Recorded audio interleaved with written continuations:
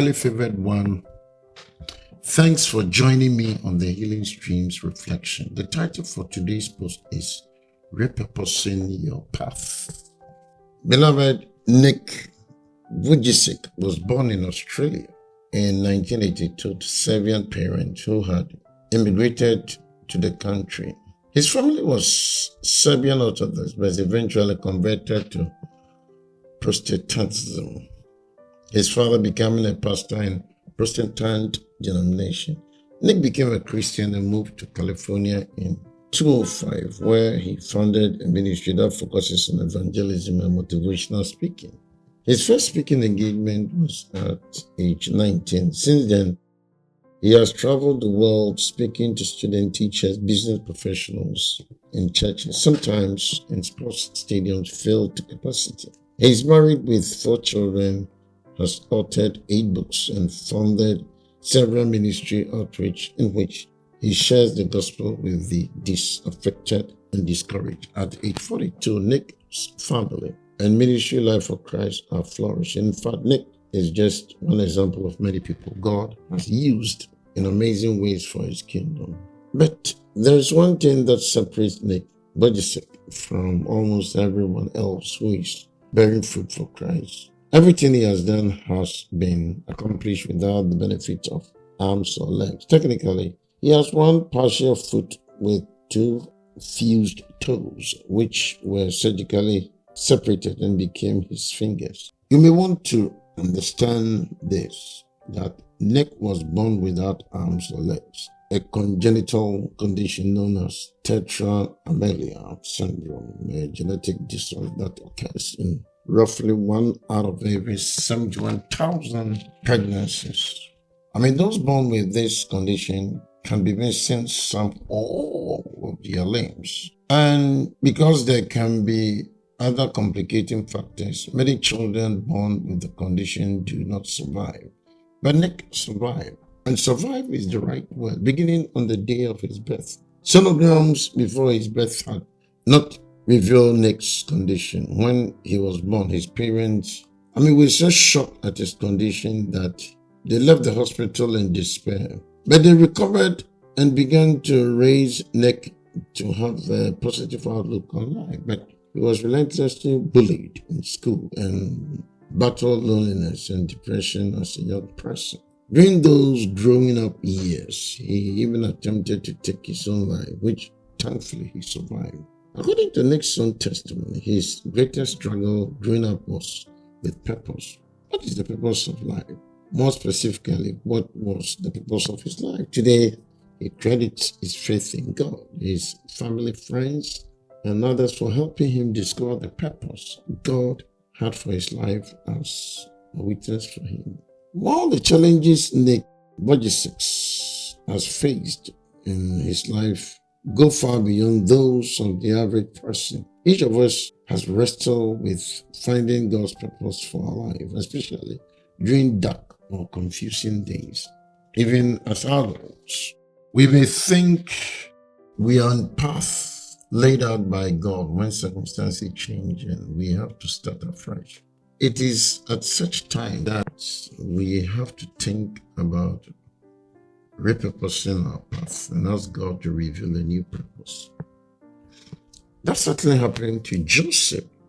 As a teenager, he thought the path for his life was sure and certain. He was his father's favorite son, a position his father had made public and apparent to his other brothers.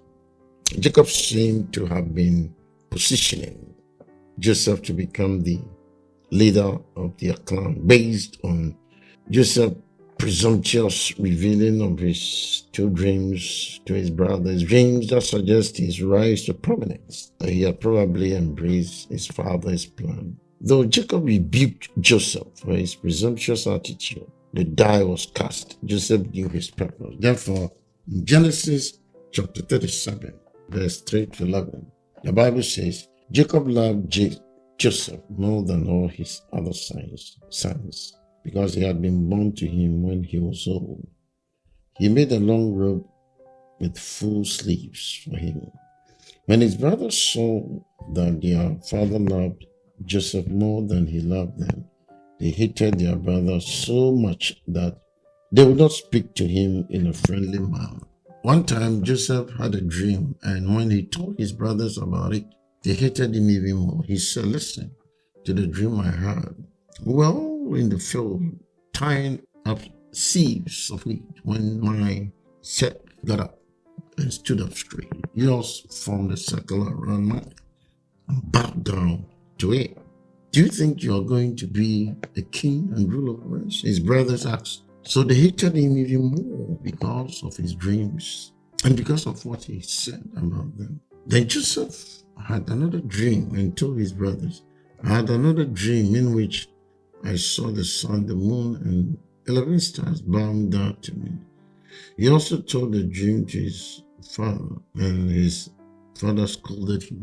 "What kind of a dream is that? Do you think that your mother, your brothers, and I are going to come and bow down to you?" Jesus' brothers were jealous of him, but his father kept thinking about the whole matter until he didn't. From the bottom of a pit in Canaan, Joseph's purpose in life looked less certain. Shackled as a slave to midnight traders while trudging to Egypt, Joseph's purpose grew dimmer still. From a prison cell in Egypt, Joseph probably concluded that he had no purpose, at least none that he could see. Yet, as the Genesis account tells us, God was with Joseph in Egypt. A new purpose for his life began to take shape when he was made the second most powerful official in Egypt. But it was not until decades later, when his brothers came to Egypt seeking relief from the famine in Canaan, that Joseph's purpose for his life began to be clear. He had probably long since given up on leading his family's clan in Canaan and concluded that God had a new purpose for him in Egypt. But when he was reunited with his family, his true purpose became clear: to bring his family to Egypt so they could grow, prosper, and become the vehicle for God's blessings that had been promised to his great-grandfather Abraham, his grandfather Isaac, and his father Jacob. In other words, repurposing our path in life usually takes time and patience. In Joseph's case, he repeatedly stepped into the next opportunity that God provided for him.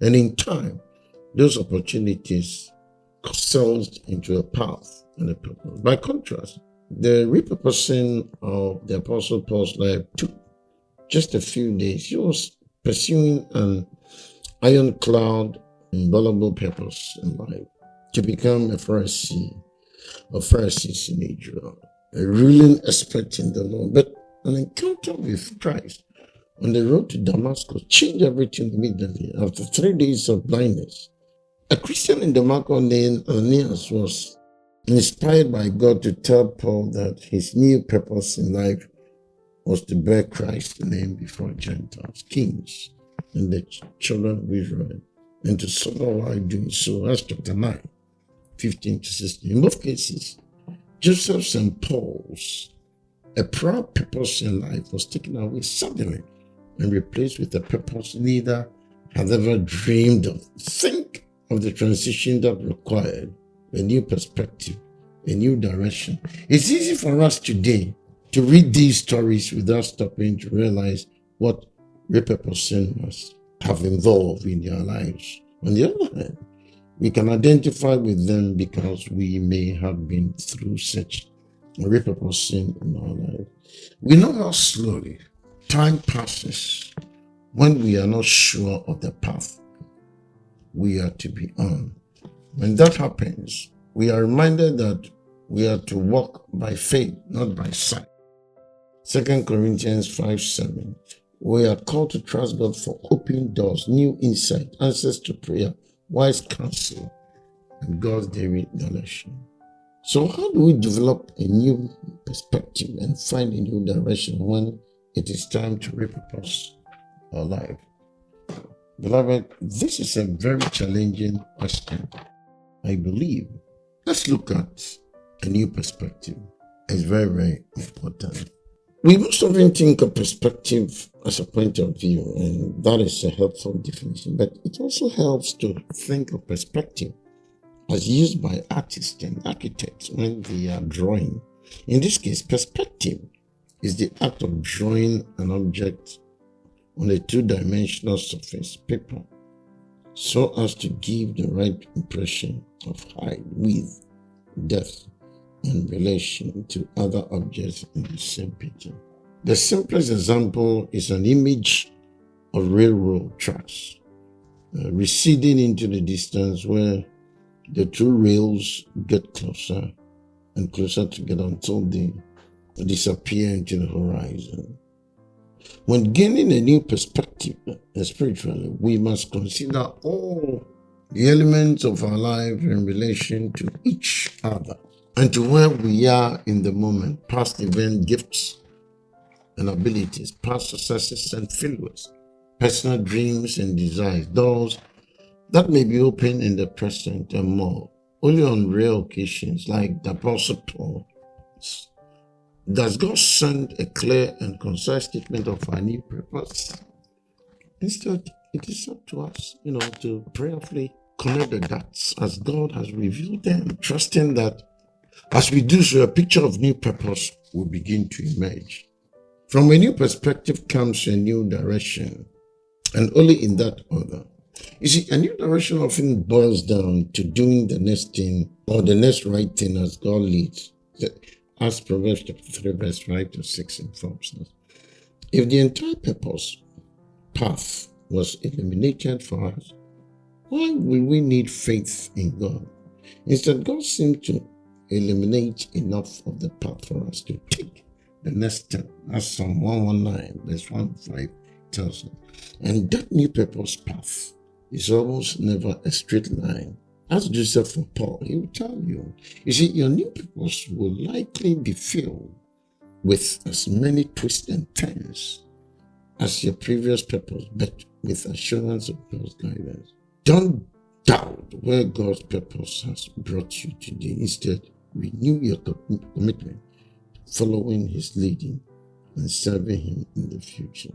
Beloved, when gaining a new perspective spiritually, you and I must consider all the elements of our life in relation to each other and to where we are in the moment.